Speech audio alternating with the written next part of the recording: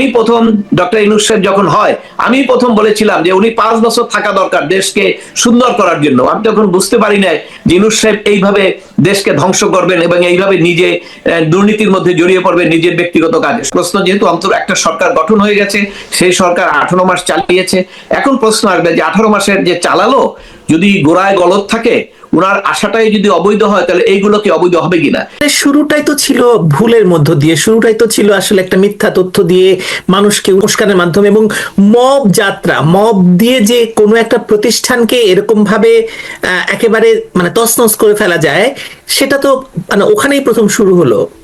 না, ওর আগেও তো আপনার যদি আপনি ওই কন্টেস্টে বলেন যে সরকার কিন্তু 5ই আগস্টের পরিবর্তনের আগে ওটা একটা মব বটে, কিন্তু আমি বলতে চাইছি ওটা তো একটা মব বটেই, কিন্তু আমি বলছি যে দায়িত্ব গ্রহণের পর, দায়িত্ব গ্রহণের পর বা মানে যখন মানে শেখ হাসিনার সরকার চলে গেছে তারপরে, ওটাই তো মানে সবচেয়ে বড় মবের উদাহরণ হিসাবে আমরা তো মানে বিচার বিভাগকে এরকম তছনছ করে দেওয়াকেই বলতে পারি।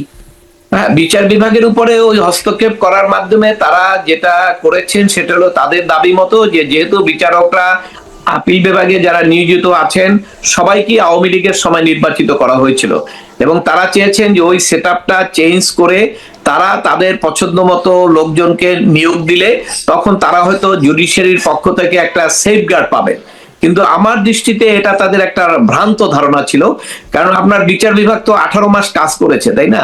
তো সেখানে আপনার বিচার বিভাগের কাছে যখনই যে বিষয়টা আসবে সেটা তো তারা সেইভাবেই দেখবে, কিন্তু ওই যে একটা ভয়ভীতির কারণে যে পদত্যাগ করার সিনারিও তৈরি করা হয়েছিল, সেই সিনারিওই হলো একটা বীজ বপন, যেটা এখন পর্যন্ত আমি বলবো এখন পর্যন্ত বিচারকরা স্বাধীনভাবে বিচার করার যে মানসিকতা বা মেন্টাল ফোর্স, এটা এখন পর্যন্ত কিন্তু তাদের মধ্যে আসে নাই। আমি ঠিক নির্বাচনের আগ মুহূর্তের কথা পর্যন্ত বলছি, কারণ হলো একটাই কারণ, সেটা হলো ওই যে একটা ভয় ঢুকে গিয়েছিল, যার ফলে ওই ভয়টা তারা আর মনের মধ্যে থেকে দূর করতে পারে না। কেন, ওর পরে কিন্তু অনেক মব ভায়োলেন্স চলেছে, বিচার বিভাগ বাদ দিয়ে অন্য জায়গায় হয়েছে। কাজেই মব যে একটা চালু হয়েছিল, যে মবের মাধ্যমে আইনের বাইরে গিয়ে বিভিন্নভাবে সরকারের পক্ষ থেকে ফায়দা লোটা, এবং সেটি অন্তর্বর্তীকালীন সরকার তাদের যে সমর্থিত যারা ছিলেন তাদের মাধ্যমে তারা খুব সাকসেসফুলি এটা করেছেন, যে মবের মাধ্যমে পুরো বিচার ব্যবস্থাটাকে এবং আপনার বিচারকদের বিশেষ করে একটা অন্তরে ভয় ঢুকিয়ে দিয়েছিলেন,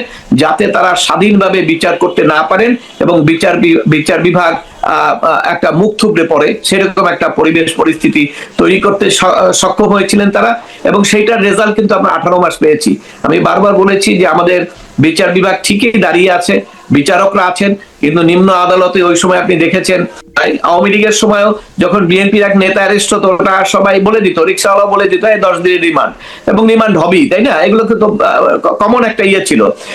এই পরিবর্তনের পরেও আপনার এই নিম্ন আদালত, আমাদের তো প্রত্যাশা ছিল যে বিচার বিভাগ আরো স্বাধীন হবে, তাই না? একটা অভিযোগ করেছিল আওয়ামী লীগের সময় যে বিচার বিভাগ নাকি আপনার নিম্ন আদালত তারা সরকারের আইন মন্ত্রণালয়ের নির্দেশে চলে না, যেটা আমি বলবো না, অবশ্যই নির্দেশনা কিছু কিছু ক্ষেত্রে তো অবশ্যই হয়েছে, কিন্তু 5ই আগস্টের পরে আমাদের তো প্রত্যাশা ছিল যে ওই জায়গাটা থেকে আমরা মুক্ত হব।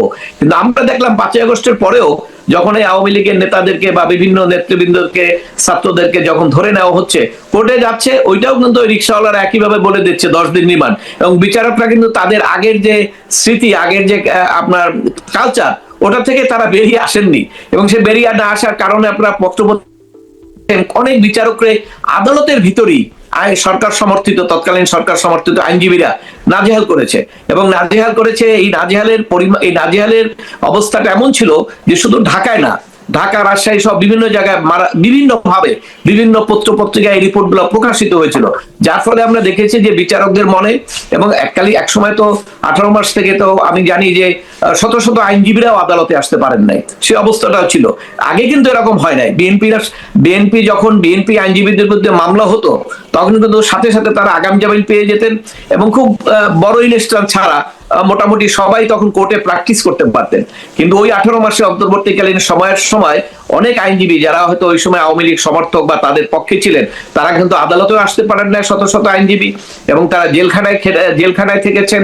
এবং তারা ওই যে বিচারক যেহেতু ন্যায় বিচার করতে পারেননি, মব সন্ত্রাসের যে থ্রেট ছিল, সেই কারণে তারা ন্যায় বিচার থেকেও বঞ্চিত হয়েছে। এবং তারপর থেকে তো আমরা দেখেছি যে আদালতে আসামিদেরকে যখন নিয়ে হাজির করা হচ্ছে তখন আক্রমণ করা হচ্ছে, একটা নজিরবিহীন পরিস্থিতি আদালতে। আদালতে কি মানে ধরেন আপনার যে আইন জীবন বা বাংলাদেশের যে এই 54 বছরের ইতিহাস, আপনি কি আদালতের এরকম দুরবস্থার কখনো দেখেছেন? আমি 1988 সালে এনরোলড হই আইনজীবী হিসাবে। তাতে আমার প্রায় 28 বছর হয়ে গেছে, সরি 38 বছর হয়ে গেছে প্র্যাকটিস। তো এই নিম্ন আদালতে আমি প্র্যাকটিস করেছি, এরপরে হাইকোর্টে এসেছি। কোন সময় এই রকম ব্যাপক আকারে ঘটনা কখনো ঘটেনি। দুই একটি ইনসিডেন্ট 50 বছরে থাকতে পারে, যে আদালতে কারো উপরে হয়তো একটা ঢিল ছোড়া হয়েছে বা আইনজীবীরা বিক্ষোভ করেছে। কিন্তু এই 5ই আগস্টের পরে যে প্রথম দিকে যে আসামিদেরকে গ্রেপ্তার করা, আসামি বলতে পলিটিক্যাল লোকজন তারা, এবং পলিটিক্যাল লোকজনদেরকে বিভিন্ন আদালতে যেভাবে মারধর করা হতো, আসামির গায়েও মহিলা আসামিদের ক্ষেত্রে জানেন, সে মহিলা পুরুষ নির্বিশেষে তাদের উপরে জুতা মারা হতো, আক্রমণ করা হতো, ডিম দেওয়া হতো, এবং পুলিশ সেক্ষেত্রে অনেক জায়গায় নিরাপদ ভূমিকায় থাকতো। এটা আমরা দেখেছি। সিলেটের ঘটনায় দেখেছি যে আসামিকে নিয়ে যখন যাওয়া হচ্ছে সেখানে পুলিশ কর্ডনটা নাই, খুব কম। স্বাভাবিকভাবে সেখানে যখন মব করতে সুবিধা হয়, আইনজীবীরা সেখানে আক্রমণ করেছেন, অনেক আহত হয়েছেন, এরকম অনেক জায়গায় হয়েছেন। এইরকম যে এই আইন অঙ্গনে এই আসামি যে যখন গ্রেপ্তার হন, তখন এটা আমাদের আইনের কথাই হলো, সে হলো পুলিশ কাস্টডিতে থাকবে, তার টোটাল সিকিউরিটি, নিরাপত্তা, সবকিছু এটা দায়িত্ব হলো পুলিশের। কিন্তু আমরা এই ক্ষেত্রে দেখেছি এই পুলিশ কাস্টডিতে থাকা অবস্থায় তারা নিগৃহীত হয়েছে, নির্যাতিত হয়েছে, এবং তারা আক্রমণের শিকার হয়েছেন।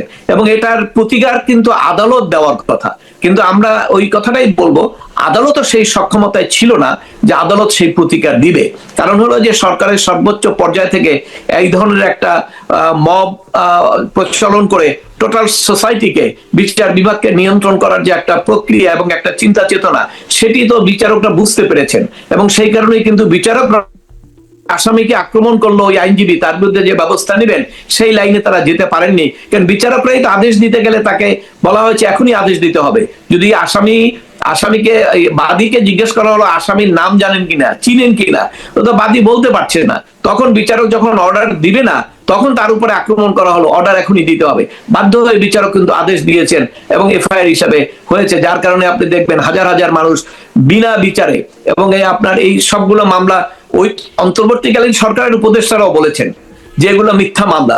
এবং অনেকেই বলছেন, বর্তমানে অনেকে বলছেন এই মিথ্যা মামলার কারণে হাজার হাজার মানুষ আপনার জেলখানায় আছেন। এবং সবচেয়ে ইন্টারেস্টিং হলো তৎকালীন সময় যখন আমি ব্যক্তিগতভাবে একটা মামলা নিয়ে গিয়েছিলাম, যখন শুনেছেন যে 5ই আগস্টের পরের ঘটনার মামলা, বিচারক বলেছেন আমি শুনবো না।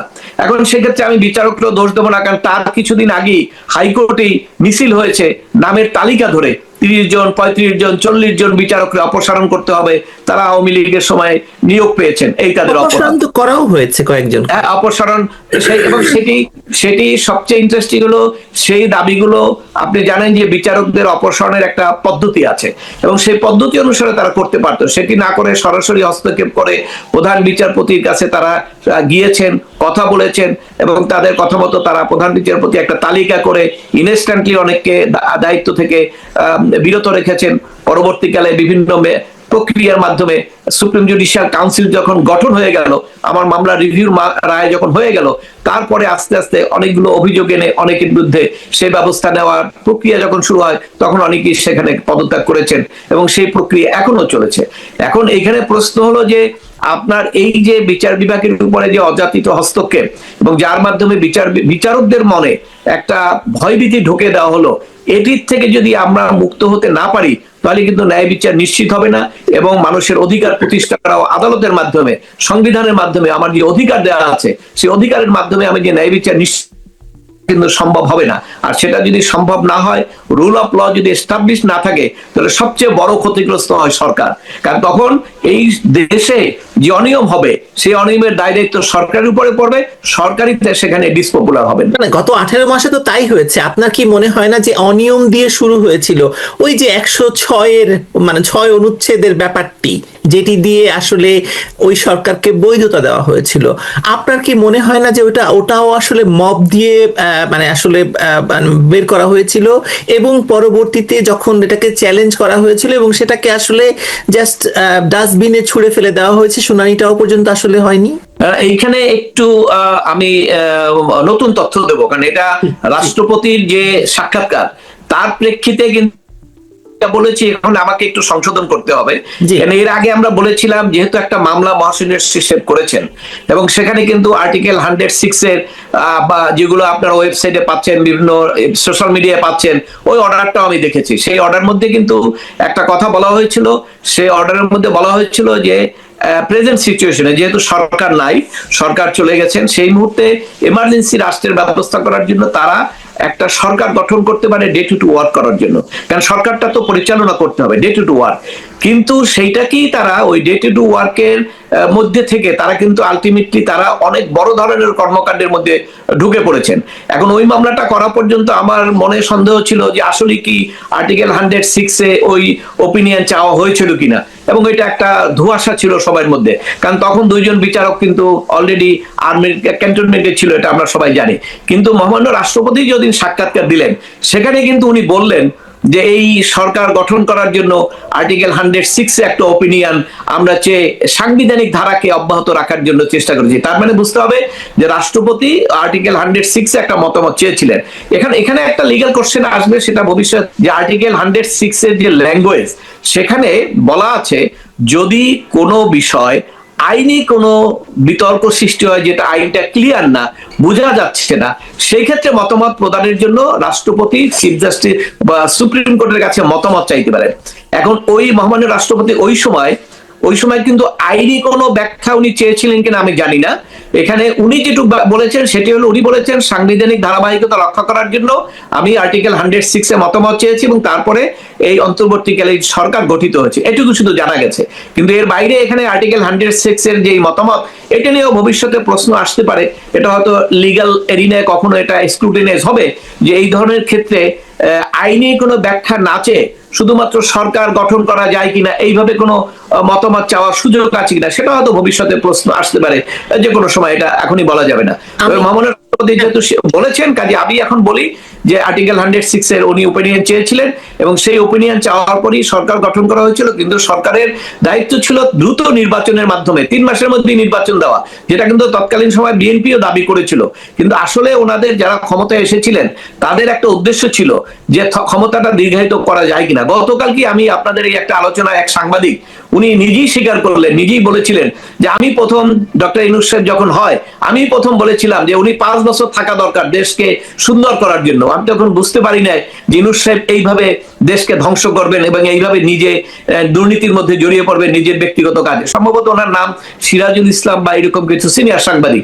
ওনার এই বক্তব্যটা আমি গত 2-3 দিন আগেই শুনলাম, যে যিনি 5 বছরের প্রস্তাব করেছিলেন, উনি কিছুদিন পরে, 1 বছর পরে ওনার কর্মকাণ্ড দেখে উনি বলেছেন যে না, এটা আমি ঠিক করি না, এবং উনি এখন স্বীকার করছেন। তো ওই ধরনের কথা তো ছিল যে সরকারকে মানে মর্নিং শোজ দ্য ডে আমরা তো আসলে ডক্টর ইউনূস সম্পর্কে বা ডক্টর ইউনূসের এই যে ক্ষমতা দখলের একটা উদ্দেশ্য কি, মানে কি করবেন, সেটা উনি শুরু থেকে স্পষ্ট করেছেন। উনি কিন্তু মানে কখনোই বলেন নাই যে উনি এসেই নির্বাচন দিয়ে চলে যাবেন বা উনি একটা ইন্টেরিম। উনি কিন্তু সেভাবে অ্যাক্ট করেননি প্রথম থেকে। আপনি যদি দেখেন, আপনি যদি পুরো সরকারটা যখন শুরু হয়, উনি যখন ক্ষমতা নেন, তারপর থেকে উনি কিন্তু বারবার বলে গেছেন যে আমার সময় লাগবে, আমি কাজ করছি, আমি এটা করব, আমি সেটা করব, নানা রকম প্ল্যান করে গেছেন এবং নানা রকম চুক্তি করেছেন। এটা কখনোই প্রমাণ করে না যে উনি 3 মাসের মধ্যে ইয়ে দিয়ে চলে যাবেন। আমরা সেদিকে আজকে না যাই, আমাদের এটা অনেক বড় আলোচনা। কিন্তু আমার কাছে যেটা মানে গুরুত্বপূর্ণ, যে আমরা ধরে নিলাম বা বুঝলাম যে 106 রাষ্ট্রপতি চেয়েছিলেন, রাষ্ট্রপতি সুপ্রিম কোর্টের কাছে বা বিচার বিভাগের কাছে চেয়েছিলেন যে একটা মতামত দেওয়া হোক। সেই অনুযায়ী রাষ্ট্রপতি সংবিধান সুরক্ষা করলেন, ধরে নিচ্ছি আমরা। তারপরে রাষ্ট্রপতি একটি সাক্ষাৎকারে বলেছিলেন, আপনার মনে আছে কিনা জানি না, যে প্রধানমন্ত্রীর পদত্যাগপত্র তার কাছে নেই। তার মানে প্রধানমন্ত্রী পদত্যাগ করেননি, সংসদ ভেঙে দেওয়া হলো। এবং তারপর নিয়ম বহির্ভূতভাবে 133টি অধ্যাদেশ জারি হলো। এগুলোর বৈধতা আইনের চোখে আসলে কতটুকু? দেখুন, একটা হলো যে বাস্তবতা, বাস্তবতা হলো সংসদ ভেঙে দেওয়া হয়েছে, প্রধানমন্ত্রীর পদত্যাগ পাননি উনি, কিন্তু তারপর কিন্তু এটাও এডমিটেড ফ্যাক্ট যে প্রধানমন্ত্রী কিন্তু তৎকালীন বাংলাদেশ ত্যাগ করেছেন, এবং সরকারের অধিকাংশ মন্ত্রী পরিষদ যারা যারা আছেন সবাই কিন্তু অনেকেই আত্মগোপনে চলে গেছেন এবং তারা বাইরেও চলে গেছেন অনেকে। এটা হলো বাস্তবতা। কাজে ওই মুহূর্তে প্রধানমন্ত্রীর পদত্যাগপত্র পান না এই কথা উনি বলেছেন, এবং সেইটা বলার পরেই কিন্তু ওনাকে অপসারণের জন্য কিন্তু একটা মব সৃষ্টি হয়েছিল আমার যতটুকু মনে পড়ে। তো সেক্ষেত্রে যাক, ওইটা এখন প্রশ্ন না, প্রশ্ন যেহেতু অন্তর একটা সরকার গঠন হয়ে গেছে, সেই সরকার 18 মাস চালিয়েছে, এখন প্রশ্ন আসবে যে 18 মাসের যে চালালো যদি গোড়ায় গলদ থাকে, ওনার আশাটাই যদি অবৈধ হয়, তাহলে এইগুলো কি অবৈধ হবে কিনা? দেখুন, এটা খুব ভেরি সিম্পল। যখন মার্শাল ল জারি হয় 75-এ, মার্শাল ল হয়েছে আমাদের, ওই মার্শাল ল গুলো জারি হয়ে কিন্তু সংবিধানটা সাসপেন্ড হয়ে গেল, এবং এই সংবিধান সাসপেন্ড হওয়ার পরে তারা এমএলও দিয়া, মার্শাল ল অর্ডিন্যান্স দিয়া রাষ্ট্র পরিচালনা করতেন। এবং যখন গণতন্ত্রে ফিরে আসা হয়, তখন দেখবেন যে দুটো নির্বাচনেই, 75-এর পরে প্রথম যখন নির্বাচন হয় সংসদ, 82-র পরে যখন হয় প্রথম, দুটো নির্বাচনে কিন্তু এই যে মার্শাল ল পিরিয়ডে যত কর্মকাণ্ড, এই যত অ্যাক্টিভিটিস করা হয়েছে, সবগুলোকে কিন্তু একটা পার্লামেন্টের পক্ষ থেকে একটা লিগ্যালিটি দেওয়া হয়, এবং সেই লিগ্যালিটি দেওয়ার মাধ্যমে তারা তফসিল সংশোধন করে বলা হয় যে অত তারিখ থেকে অত পর্যন্ত সরকার যে কর্মকাণ্ড করেছে এই সবগুলো সংবিধানের অধীনেই করা হয়েছে ধরে নেওয়া হবে, এবং এটার বৈধতা দেয়, এবং এটি একটা কমন প্র্যাকটিস। এবং আমাদের এখানেও আপনি 18 মাসে যদি নাকি ডক্টর ইউনূস সাহেব যখন ক্ষমতায় ছিলেন, একটু আপনাকে বলে নেই, ক্ষমতাটা আপনি যেটা বলেছেন এটাই কারেক্ট, আমারও সেটা বিশ্বাস, এই ক্ষমতাটা উনি কিন্তু দীর্ঘায়িত করতে চেয়েছিলেন, এবং সবচেয়ে উনি না, ওনার সাথে যারা আরো বেনিফিশিয়ারি ছিলেন, যারা নাকি পতাকা পেয়েছিলেন, তাদের মধ্যে একটা ভেস্টেড ইন্টারেস্ট, তারা তো অনেকে দুর্নীতি করেছেন সে কথাটাও এসছে, এবং এই পতাকা পেয়ে সরকারি বাড়িতে থেকে ছুরি ঘোরানো, এই ক্ষমতাটা যে জনগণের ভোটের বাইরে, এটা তো একটা কম কথা না, জীবনে তারা পেতেন না, অনেকে পেয়েছেন, সেই কারণে তারাও একটু বুদ্ধিটুদ্ধি দিয়েছিলেন যেগুলো কন্টিনিউ করেন।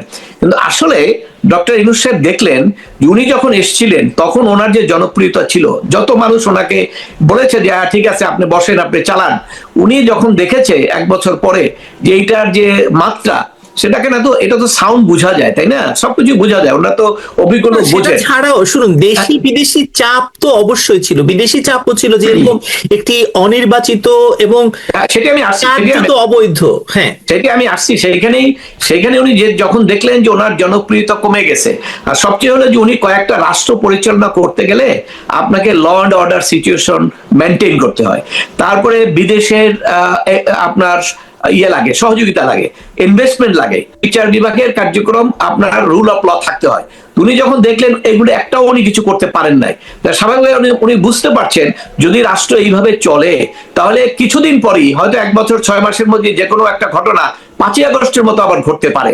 এবং আপনি জানেন যে বিএনপি নির্বাচনের কথা বারবার বলছে, যদি এটা না দিয়ে তারা রিজিট করতো, বিএনপি তো মুভমেন্টে আসতো, মুভমেন্টে আসলে তখন ইউনূস সাহেবের তো আর ওইভাবে আগের মতো তার জনসমর্থন ছিল না, গোড়ায় চলে গেছিল, সেক্ষেত্রে কিন্তু তখন ওই আন্দোলনের পরে আরেকটা পরিবর্তন হতো, ওই পরিবর্তন হলে কিন্তু ডক্টর ইউনূস সাহেব যে বসেছিলেন, এই যে লিগ্যালিটি দেওয়ার প্রশ্ন আর ভবিষ্যতে আসতো না, কারণ তখন তো বিএনপি যদি আন্দোলন করে নির্বাচনে অন্য ক্ষমতায় বসে নির্বাচন হতো, তাহলে কিন্তু তারা তাদেরকে এই লিগ্যালিটি দিতেন না, যার কারণে উনি বুঝে শুনি তখন উনি লন্ডনে জনাব তারেক রহমান সাহেবের সঙ্গে দেখা করতে গেলেন, একটাই উদ্দেশ্য, উনি একটা ট্রানজিশন চাইলেন, ওনার কর্মকাণ্ডটাও যেন বৈধতা দেওয়া হয়, এবং উনি ওনাদেরকে বললেন যে আমি নির্বাচনে দেব, এবং তখন থেকে উনি নির্বাচনের পক্ষে চলে গেলেন।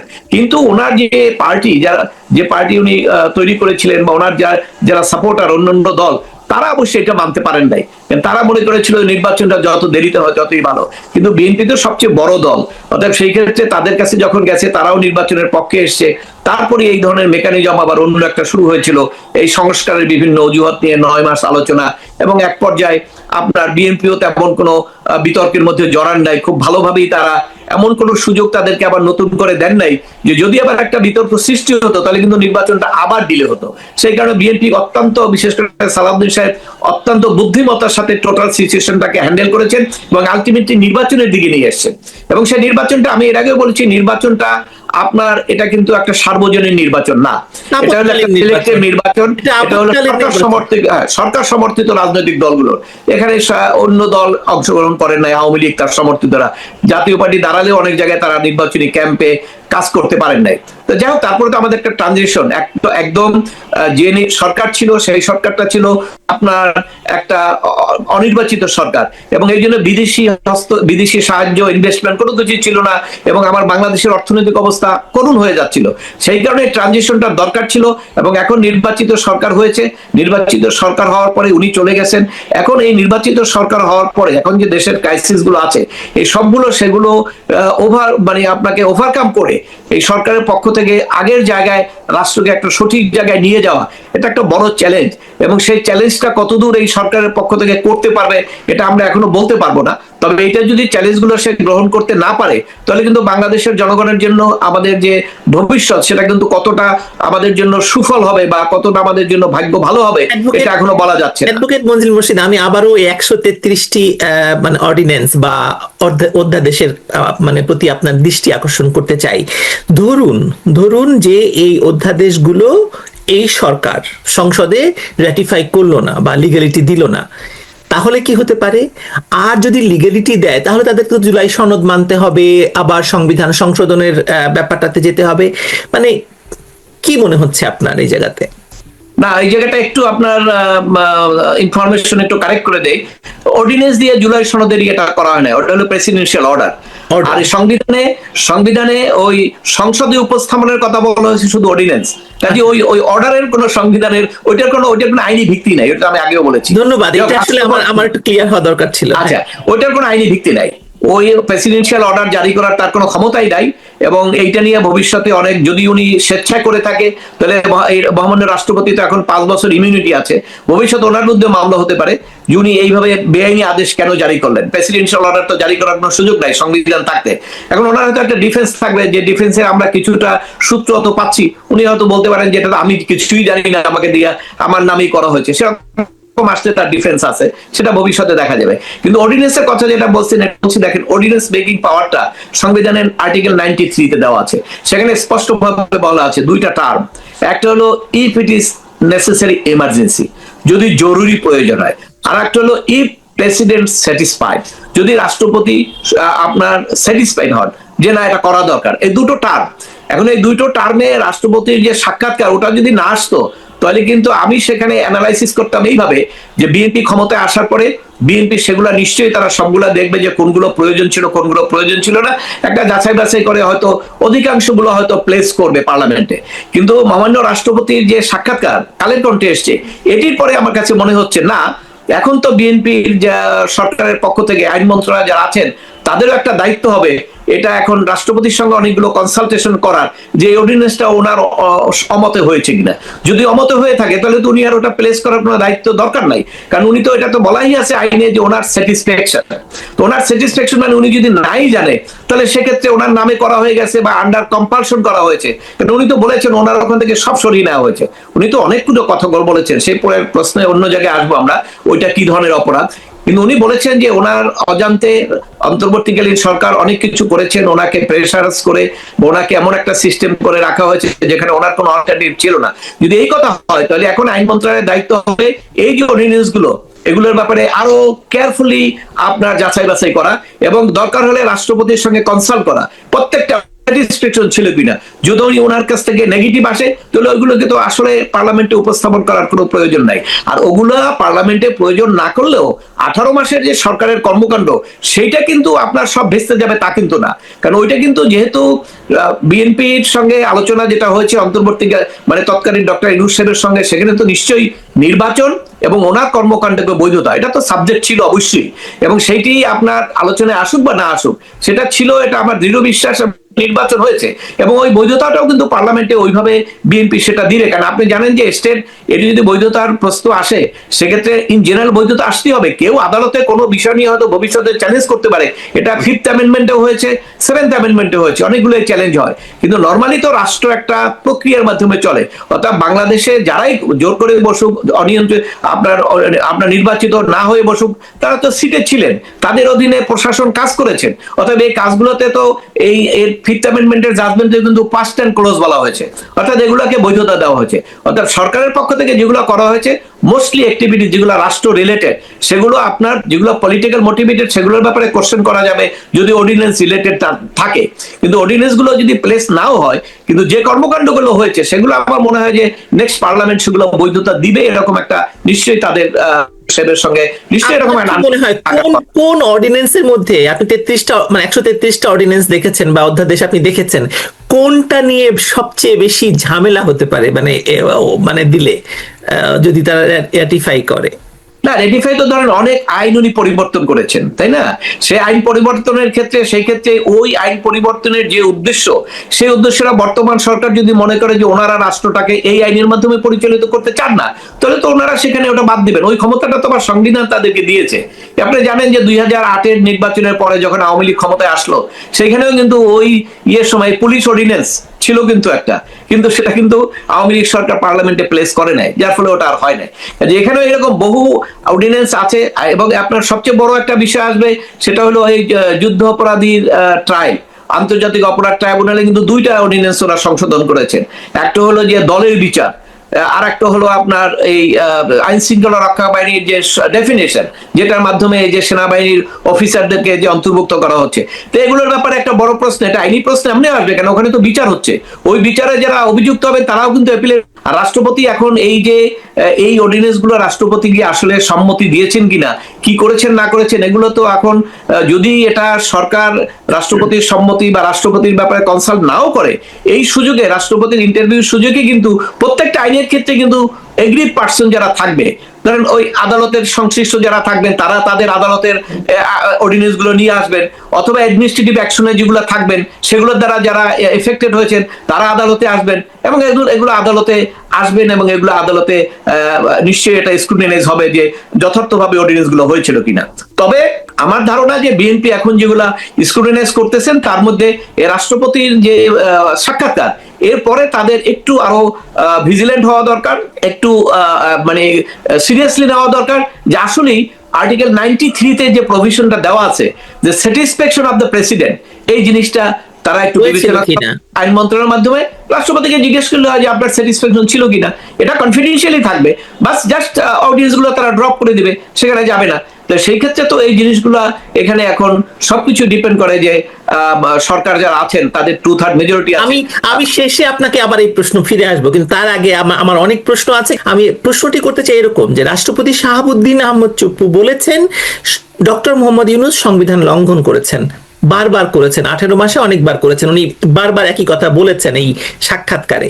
2024 সালের আগস্টের পর থেকে সংবিধান লঙ্ঘন করাটাই হয়তো নরম হয়ে দাঁড়িয়েছিল, যদিও সংবিধান রক্ষার শপথ নিয়েছিল সরকার। ইউনূস সরকারের এই পদে পদে সংবিধান লঙ্ঘনের বিষয়টি আইনি পরিণতি কি হতে পারে? এটা খুব স্বাভাবিক। এটার সঙ্গে আপনার ওই যে বললাম, এটার সঙ্গেও কিন্তু আপনাকে আইন অঙ্গনের দিকে অ্যানালাইসিস ছাড়া আপনি বলতে পারেন। আপনারা জানেন যে আমাদের সংবিধানের আগের সরকার আর্টিকেল 7টাকে সংশোধন করে সংবিধান বা বেআইনিভাবে ক্ষমতা বা সংবিধান বিরোধী কর্মকাণ্ডকে রাষ্ট্রদ্রোহী অভিযোগ হিসাবে বিবেচনা করে সেখানে একটা সংশোধন এনেছিলেন আর্টিকেল 7-এর ইয়েতে এ বি তে 2টা সংশোধনী, এবং এটা সম্ভবত 7B। তো সেক্ষেত্রে এই সংশোধনী আনার পরে দীর্ঘদিন ছিল, কিন্তু যখন 15তম সংশোধনী গত বছর চ্যালেঞ্জ করা হলো, এবং সেইখানে চ্যালেঞ্জ করা হওয়ার পরে সেই মামলায় একটা রায় হয়েছে, ওইটা চ্যালেঞ্জের টার্গেট ছিল পুরো 15তম সংশোধনী, এটাকে বলা হয়েছে অবৈধ। যেহেতু এরকম হিস্ট্রি আমরা পাই না কখনো, যে একটা পুরো একটা আর্টিকেল যদি সংশোধন হয় তাহলে সেক্ষেত্রে সংবিধানের পুরো সংশোধনীটাই বেআইনি ঘোষণা, এরকম একটা মামলা হতে পারে। কিন্তু 1 বছর ধরে আপনার স্ক্রুটিনাইজ করে একটা কমিটির মাধ্যমে এতগুলো সংবিধান সংশোধনী, সেটা একটা পিটিশন করে বলা হলো পুরো সংবিধান 15তম সংশোধনীটা বাতিল। তো যাই হোক, আদালত কিন্তু সেদিকে যান নাই। আদালত কিন্তু 15তম সংশোধনী পুরো বাতিল করেন নাই। সেখানে এই জাস্টিস ফারাহ মাহবুব জাজমেন্ট দিয়েছেন, সেখানে কেয়ারটেকার গভর্নমেন্ট যেটা ছিল সেটাকে উনি রেস্টোর করেছেন, যেটা বাতিল করা হয়েছিল ওইটাকে বাতিল করেছেন। এবং ওইখানে এই যে সংবিধান লঙ্ঘন করলে রাষ্ট্রদ্রোহিতার অভিযোগ, সেই আর্টিকেলটাকে উনি বেআইনি ঘোষণা করেছেন। এখন প্রশ্ন হলো, যেদিন উনি বেআইনি ঘোষণা করেছেন প্রসপেক্টিভ, তারপর থেকে যদি ডক্টর ইউনূস সাহেব কোন সংবিধান বিরোধী কর্মকাণ্ড করে, তাহলে কিন্তু ওই আর্টিকেলে আপনি তাকে আইনের আওতায় আনতে পারবেন না, এবং এটা কোর্টে গেলেও টিকবে না। তবে যেদিন আইনটা বাতিল হয়েছে তার আগে যদি ওনার বিরুদ্ধে কেউ অভিযোগ আনেন যে উনি সংবিধান লঙ্ঘন করেছেন, এবং সংবিধান লঙ্ঘনের অভিযোগে, তখন কিন্তু ওই আর্টিকেলে ওনার বিরুদ্ধে সেই বিচারের সুযোগ থাকবে, এবং সেখানে কিন্তু হবে না।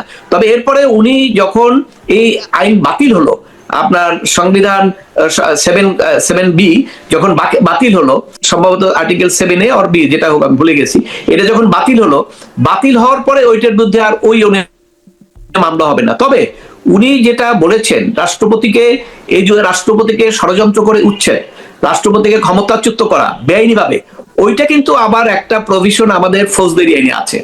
হ্যাঁ, 124 সম্ভবত 124-এ সেখানে কিন্তু ক্রিমিনাল কনস্পিরেসি করে রাষ্ট্রপতিকে বা সরকারকে, এটা একসময় ছিল শুধু রাষ্ট্রপতিকে, পরবর্তীকালে অ্যামেন্ডমেন্ট করে সরকারও আনা হয়েছে। তো এইটি অপসারণের সুযোগ, সেক্ষেত্রে যদি এরকম কোনো অভিযোগ আসে, সেখানে কিন্তু ফৌজদারি আইনেও বিচার হতে পারে। অর্থাৎ বিচারের ক্ষেত্রে রাষ্ট্রপতি, শাস্তি কি লেখা আছে, মানে সর্বোচ্চ শাস্তি প্রমাণিত? এখানে আর্টিকেল 124 এর শাস্তি বেশি নাই, সেখানে সম্ভবত 7 ইয়ার্স আপ টু 7 ইয়ার্স পর্যন্ত হয়তো সাজা আছে। কিন্তু আপনার যদি আর্টিকেল 7A আর বি, যেটা আপনার রাষ্ট্র সংবিধান লঙ্ঘনের যে অভিযোগটা আছে, সেখানে যদি হয়, সেখানে কিন্তু পানিশমেন্ট কিন্তু হায়ার পানিশমেন্ট, অর্থাৎ সেটা অবশ্যই ওই আইনের আগে হওয়ার প্রশ্ন।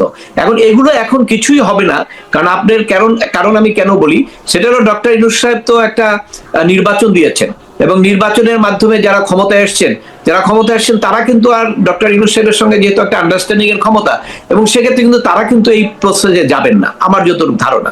অতএব সেটির ব্যাপারে যদি কেউ চিন্তাও করেন, সেটা কি এই কারণে যাবেন না যে ধরুন যদি এই রাষ্ট্রপতির হাত দিয়ে জারি করা অর্ডিন্যান্স গুলো, বিশেষ করে ধরুন গণভোট কিংবা সংবিধান সংস্কারের যেসব মানে করেছেন, অর্ডার দিয়েছেন তিনি, সবকিছু যদি চ্যালেঞ্জ হয় এবং অবৈধ প্রমাণিত হয়, তাহলে তো এই নির্বাচনটাও তখন অবৈধ হবে, কারণ একটি অবৈধ সরকার, অবৈধ নির্বাচন, সেটা একটা রেট্রোস্পেক্টিভ যে এফেক্ট বলে, সেটা হতে পারে না ওইটা আপনার আপনার একটা, এখানে সবসময় আপনাকে একটা জিনিস মনে রাখতে হবে, যে ওই যে আপনি বলতেছেন হ্যাঁ না ভোট, সংবিধান তো সংশোধন হয় নাই।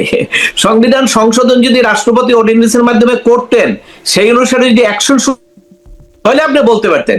সংবিধানে যতগুলো সংশোধনের কথা বলা হয়েছে, এটা তো দেখলেন, বিএনপি তো যখন সংসদ সদস্য নির্বাচন হয়ে গেল, সাথে সাথে তো তারা বলে দিল যে আমরা সংবিধান সংশোধন পরিষদের অধীনে শপথ নেব না। তার মানে সংবিধান সংশোধন হয় নাই। কাজে যেহেতু হয় নাই, কাজে ওই অর্ডিন্যান্সের প্রশ্ন, এটা ভবিষ্যতেও প্রশ্ন থাকবে না, এখনো প্রশ্ন নাই। কারণ যেখানে সংবিধান সংশোধন হয় নাই, সেখানে তো ওই যে পিস অফ পেপার যেটা বলা হচ্ছে, যে জুলাই সনদ সংবিধান সংশোধন আদেশ 2025, ওই জিনিসটা তো পিস অফ পেপার, ওটা তো কোনো লিগ্যাল ভ্যালু নাই, আর ওটা তো সংসদেও যাবে না। কাজে ওইটার ভিতরে যাই আছে, কিন্তু মনির মোর্শেদ মানে বিরোধী দল যারা এখন, যারা জামায়াত ইসলামী এবং এনসিপি, তারা তো আবার আরেকটা শপথ নিয়েছে। তো আরেকটা শপথ নেওয়ার ফলে প্রথম শপথের কোনো মানে হলো কিনা, এটা আমাদের এটা কোনো আমাদের সংবিধান অনুযায়ী এখানে কোনো এরকম ডিরেকশন নাই, এরকম কিছু নাই। কারণ হলে আপনি ধরেন আপনি বিএনপি করেন, বিএনপির যখন আপনার সম্মেলন হয়, সেখানে কিন্তু আপনারা একটা শপথ নেয়, তাই না? জামাত ইসলামও কিন্তু একটা শপথ নেয়। শপথ আপনি যে কোনো জায়গায় যে কোনো ভাবে নিতে পারেন। এইখানে এখন একটা প্রশ্ন আসবে, সেটা চিফ ইলেকশন কমিশনার। তার উপরে একটা ইয়ে আসবে যে আপনি কেন পড়ালেন। এই জায়গাটা অন্য ব্যাখ্যা আছে, সেটা একটু সময় লাগবে, সেটারও ব্যাখ্যা আছে। কিন্তু এখন ঘটনা হলো যে ওই সব পাঠটা ওনারা পড়েছেন, কিন্তু ওইটা তো কোনো আইনগত ভিত্তি নেই। এই জন্য তো সংসদের ভিতরে ওনাদের জন্য কোনো ব্যবস্থা হয় নাই, তাই না? সংসদে সিটে বসার জন্য বা সংসদ অধিবেশন 12 তারিখ ডেকেছে, 12 তারিখ সংসদ অধিবেশন ডেকেছে, কি হবে বলেন? সেখানে 12 তারিখ সংসদ অধিবেশনে তো ওই যে আদেশ, ওই আদেশ বা ওনারা যে শপথ নিলেন ওইটার উপরে তো কোনো আলোচনা হবে না। ওনারা হয়তো বলতে পারবেন, যেহেতু ওনারা বিরোধী দলে আছেন, ওনাদের 70টার মতো, প্রায় 70টার মতো সিট আছে, ওনারা ওদের কথা বলতে পারবেন, আলোচনা হবে। ওইটার উত্তর আবার বিএনপির লমেকাররা দিবেন যে আপনি যা বলছেন এটা তো সংবিধানে নাই, এটা তো গ্রহণযোগ্য না, ওইভাবেই ওইটা সমাধান হয়ে যাবে। কাজে আমি মনে করি যে ওইটা নিয়ে আলোচনার কোনো স্কোপ নাই বা আলোচনা করারও দরকার নাই যে সংবিধান পরিবর্তন এইটা অন্তর্বর্তীকালীন সরকার করে ফেললো কিনা। তারা একটা চেষ্টা করেছিল, কিন্তু যে পিস অফ পেপারটা তৈরি করেছেন সেটা করার সুযোগ নাই, সেটাও হতো না, কারণ রাষ্ট্রপতির ক্ষমতাই নেই। আপনি জানেন যে অর্ডিন্যান্স মেকিং পাওয়ারে বলা আছে স্পেসিফিক যে আপনি ওই যে স্যাটিসফ্যাকশন এবং এমার্জেন্সি তো বলাই আছে, আর শেষে গিয়া আর একটা আবার লিমিট দেওয়া আছে যে আপনি এমন কোন অর্ডিন্যান্স করতে পারবেন না যেটা দিয়া সংবিধানের যে বিধানগুলো আছে সেটা পরিবর্তন হয়ে যায় অথবা এটা বাধাগ্রস্ত হয়। অর্থাৎ এমন যে এই যে আপনার জুলাই সনদের যে সংবিধান সংশোধন আদেশের কথা বলা হচ্ছে, সেখানে তো অনেকগুলো জিনিস আছে যেটা সংবিধান পরিপন্থী। অথবা ওই ধরনের জিনিস তো উনি অর্ডিন্যান্স আকারে করতে পারবেন না। এই কারণেই তো উনি এই ওনাকে দিয়া একটা আদেশ তৈরি করা হয়েছে, যেটা আমি আসলে আপনাকে শেষ প্রশ্নটা মানে করি আপনাকে, সেটা হচ্ছে যে বাংলাদেশের একটি বড় রাজনৈতিক দল, বাংলাদেশের স্বাধীনতার নেতৃত্ব দানকারী রাজনৈতিক দল আওয়ামী লীগকে মানে নির্বাহী ক্ষমতা বলে কার্যক্রম নিষিদ্ধ করা হয়েছে, নির্বাচনে অংশগ্রহণ করতে দেওয়া হয়নি। একটি মানে ইউনূস সরকারের মতো যে সরকারকে রাষ্ট্রপতি বলছেন যে বারবার সংবিধান লঙ্ঘন করেছে এবং তাদের উৎপত্তি বা তাদের যে কাজ করার মানে ক্ষমতা সেটা নিয়েও যখন প্রশ্ন আছে, তারা কি এটা করতে পারে কিনা, এরকম একটি রাজনৈতিক দলকে নিষিদ্ধ করতে পারে কিনা, আর সেই নিষিদ্ধ ব্যাপারটা মানার কোনো জাস্টিফিকেশন আপনার কাছে আছে কিনা? ধন্যবাদ। এটা আমি আইনজীবী হিসেবে আমার একটা মত হলো, সেটা আপনার দুটো ক্ষেত্রে আপনাকে ব্যাখ্যা দিয়ে বুঝিয়ে দেবো। সেটা হলো আইনে আছে, আইনে একটা বিধান আছে করা যায়, কিন্তু জামাত ইসলামকে যখন আপনার এই তার রেজিস্ট্রেশন মানে ইয়ে বাতিল করা হয়েছিল, তার দলকে নিষিদ্ধ করা হয়েছিল ওই আইনের বলি, এবং তখনও কিন্তু আমি বলেছিলাম যে এটা রাজনৈতিকভাবে সমাধান করা উচিত ছিল। এই ধরনের ইয়ের মাধ্যমে কোনো রাজনৈতিক মতাদর্শকে আপনার হত্যা করা যায় না, এবং যেটার প্রমাণ কিন্তু আপনারা দেখেছেন যে তারা তখন কিন্তু আরো অ্যাগ্রেসিভ ভাবে সরকারের বিরুদ্ধে লেগে গেল। তো এখানে আওয়ামী লীগের ক্ষেত্রে একই কথা আমি বলেছি এর আগে, যে এই যে সরকারি আদেশ, অবশ্যই এটা একটা প্রেক্ষাপট ছিল, সেই প্রেক্ষাপটটাও তৈরি হয়েছিল। আপনি জানেন যে ইউনূস বলছিল কোন রাজনৈতিক দলকে নিষিদ্ধ করবেন না, বিদেশে রয়টার্সকে সব জায়গায় বলেছিল। কিন্তু এখানে একটা জিনিস হলো যে আওয়ামী লীগের বিরুদ্ধে একটা ক্ষোভ, সেটা হলো বিশেষ করে আপনি যেহেতু একটা শব্দ টেনেছেন আপনি এখানে, স্বাধীনতা যুদ্ধ। অর্থাৎ স্বাধীনতা যুদ্ধে নেতৃত্ব দেওয়ার কারণে আওয়ামী লীগের উপরে স্বাধীনতা যুদ্ধে যারা পরাজিত হয়েছে তাদের একটা মারাত্মক ক্ষোভ রয়েছে, এবং সেই কারণে তারা ওটা আপনার কি একটু অ্যালার্জি ফিল করে, এবং সেই কারণে দেখবেন ইউনূস সাহেব বলা সত্ত্বেও, এবং বিএনপি কিন্তু আগে বলেছে যে তারা এইভাবে কোন দল নিষিদ্ধের ব্যাপারে একমত না।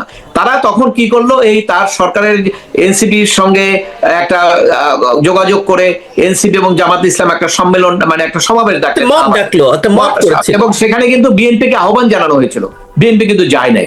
কিন্তু তারপরে তারা মব সৃষ্টি করে তখন ওই অন্তর্বর্তীকালীন সরকার, কারণ অন্তর্বর্তীকালীন সরকারের তো একটা সাপোর্ট লাগবে, নাকি সে বলবে কিভাবে, সেই সাপোর্টটা ছিল এরাই যদি উল্টা যায়, অথবা ওই দিন এটা থাকতে পারে হয়তো উনি রাত্রে বলে দিয়েছে যে এটা ঠিক আছে করলে আমি করতে পারবো, কেন আমি তো আগে বলেছিলাম করবো না, ওনার হয়তো চিন্তা ছিল না করার, কিন্তু আমি করবো না, কিন্তু এখন তো তোমরা এইভাবে করলে হয়তো করবো। এটাও মেটিকুলাস ডিজাইন হতে পারে, ওই ডিজাইনটা এখনো আমাদের সামনে আসে নাই, কেউ বলে না যে এটা একটা মেটিকুলাস ডিজাইন, তাহলে আমরা বুঝতে পারবো ওরকম হলে হতে পারে। কিন্তু তখন কিন্তু সরকার ওই সুযোগে এই কাজটা করলো, এবং তখন কিন্তু বিএনপি ওই স্রোতে, যখন বিএনপি তখন বলতে হইলো তাকে সরকার করেছে, হ্যাঁ ঠিক আছে আমরা সমর্থন করি, কারণ হলো ওখানে যদি বিএনপি বলে যে আমরা সমর্থন করি না, তাহলে সে সাথে সাথে কিন্তু তখন তাকেও আওয়ামী লীগের দোসর হিসেবে চিহ্নিত করা হতো, এবং এই আওয়ামী লীগের দোসর হিসেবে চিহ্নিত করে দেশে আবার বড় ধরনের একটা বিবাদ করে ওই যে নির্বাচন আমরা তো দেখেছি জাতীয় পার্টিকে কি করা হয়েছিল, হ্যাঁ, সেই জন্য আমি মনে করি যে সেটি ওই কারণে এখন তো নির্বাচন হয়ে গেছে, এই সরকার ওইটাও কিন্তু আপনার আপনি জানেন যে নির্বাচনী তার যে কর্মকাণ্ড নিষিদ্ধ করা হয়েছিল, এই কর্মকাণ্ড নিষিদ্ধ তো সরকারি নির্দেশে, এবং সেটা সরকার চাইলে যে কোনো সময় প্রত্যাহার করতে পারে। এখন সেটা প্রত্যাহার করবে কি করবেন এটা তো সরকারের ব্যাপার, তাই না? এবং নিশ্চয়ই সেই সরকারের একার উপরে। কিন্তু অনেকে বলেন যে একটি সরকার যদি এরকম নির্দেশনা দিয়ে কাউকে অবৈধ ঘোষণা করে বা কার্যক্রম নিষিদ্ধ করে, সেই সরকার যদি না থাকে তাহলে তার কার্যকারিতাও থাকে না, এটা কি সত্য? না, এটা আইনের দৃষ্টিতে তা না, কেন আইনের দৃষ্টিতে ওই অর্ডারটা তো ওইভাবে দেওয়া হয় নাই যে আমরা যতদিন ক্ষমতায় থাকবো ততদিনের নিষিদ্ধ থাকবে।